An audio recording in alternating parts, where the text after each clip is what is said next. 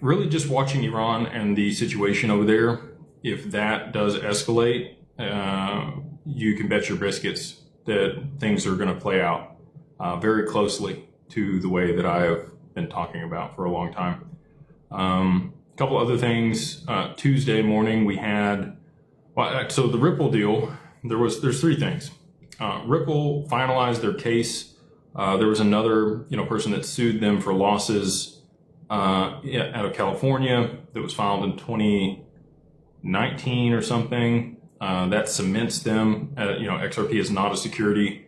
Now that case is over, we had USAT come to market on Tuesday morning, which is Tether's compliant stablecoin here in the US. Pretty big deal. Bo Hines heads that up. Now I think they're in a position where they could, deleverage USDT and be okay doing so. I always thought that was kind of a pivot. Maybe I'm completely off. There's always been people that have flooded Tether, and Tether hasn't gone anywhere. It's been used to soak up US Treasuries.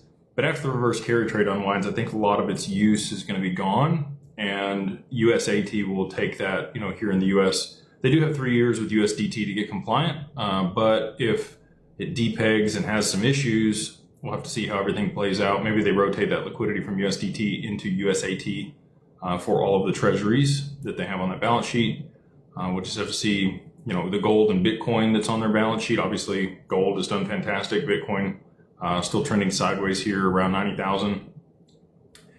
I think both of those are in for a big move to the downside. Again, I don't like to say that. I hope I'm wrong. I want people to make a bunch of money on gold and silver, but I do believe we're in for a pretty rough pullback. So at some point this year, maybe it takes longer, it just trends back down, but I think it'll be a violent pullback on gold to somewhere around 2,000 or 2,100, and then silver back down to touch the top at 50 before it continues higher. And I do think that they'll go higher. I just think there's going to be volatility when the reverse carry trade unwinds, which will destabilize a lot of things, including the stock market, which was also at an all-time high today. If you look at the S&P 500, we were at $7,000. It's the highest that the S&P has ever been. These are the highest valuations that the stock market has ever been at.